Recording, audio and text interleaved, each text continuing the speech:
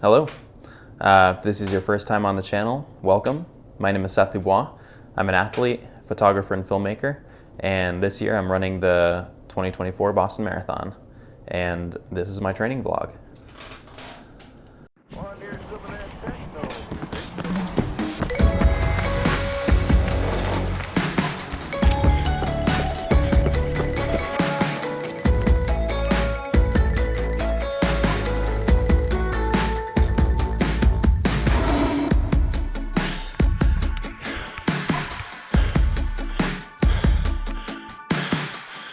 Rep 2.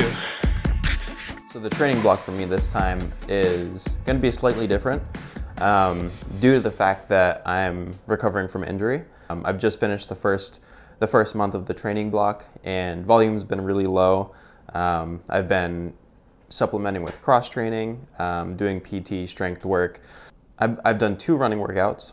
One was a tempo interval session, which was just 5 by 2 minutes with a minute rest in between. So with that session, I started a little easier and then worked my way down to marathon pace or marathon effort, just to get my body moving again, get a threshold aerobic effort in.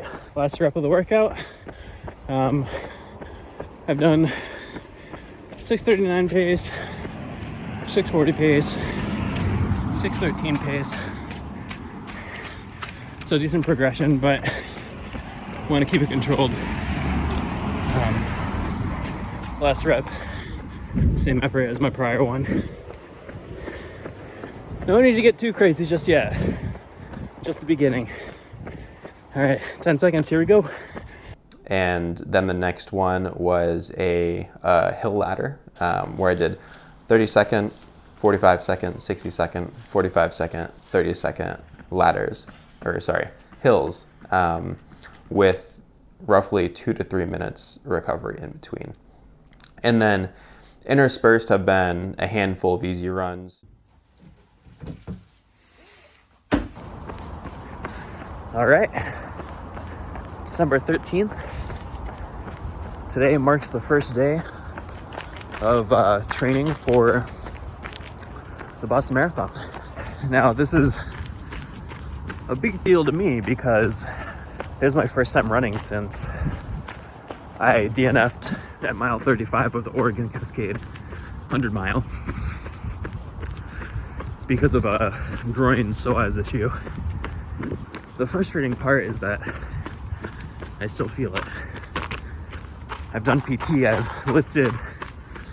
It's December 13th and I've pretty much not run a step since August 29th or whenever that race was. And it's gotten better in the fact that the pain's not there anymore, but there's still tightness. So I've got to keep consistent with the lifting, the PT, all that stuff.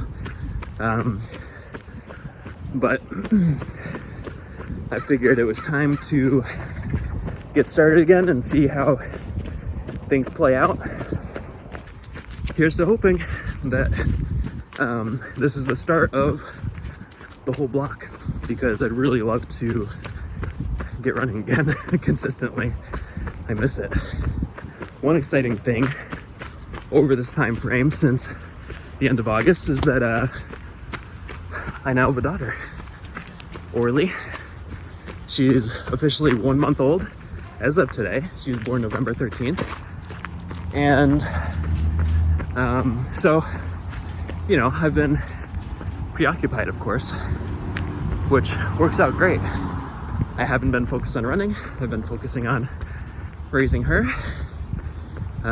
But it's always good to have some balance in your life. And I think I'm my best as a person when I'm getting some running in for my mind and physically. So here we go.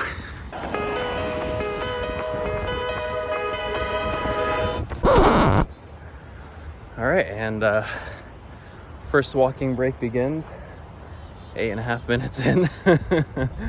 My lower back is super tight, and I feel like my form is just like all over the place. Yeah, it's always an adventure getting back into the swing of things. So just taking it easy and just being kind to myself. No need to push things on day one or get upset because I don't feel great. It's easy for me to get carried away with things, and I just want this to be a test to assess where the body is by tomorrow or the next day, to see if the psoas or the groin's tightened up, and then kind of play things by ear with that. All right, so here we go. Time to keep running.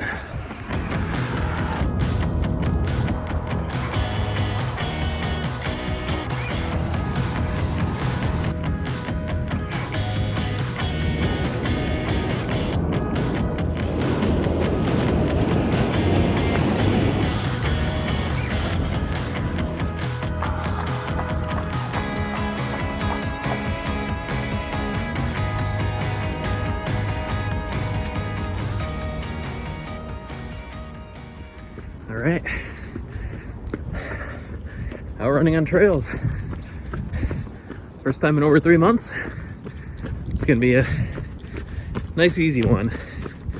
I'm just gonna do like a short 3-mile loop, but feels good to be back out here. All right, so I'm doing this run with my 2 training partners. There's Gherkin. She's the one that always sticks with me no matter what. And then we've got Lucy.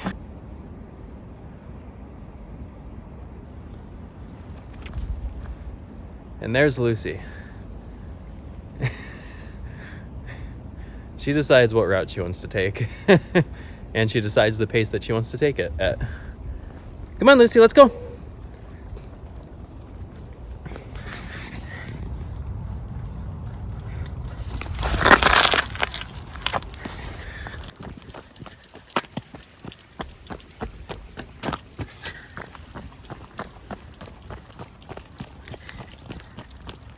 Go get her, Gherkin. Go get her. Go, Gherkin, go.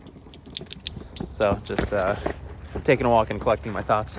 But yeah, the tricky part about this injury is that there's no pain involved in it. It's more of just like a function thing. So when I'm running, it feels tight, kind of like along this area, and it gets exacerbated when I'm doing downhills or when I'm running faster, kind of like increasing my stride length. And what happens when it gets exacerbated or irritated is it forces, or it causes my stride length to shorten. So the pulling just gets like tighter and tighter. And I kind of, during Oregon Cascades, I was essentially left hobbling and walking because I couldn't really extend my leg that much whatsoever. All right, so things have taken a turn for the worse. I got to about 26 miles, and my groin and back sciatica kind of flared up.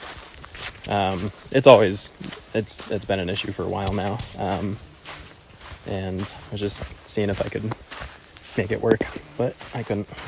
So that's really frustrating, and it's in a deep area where it's kind of difficult to like ice, heat, that type of stuff.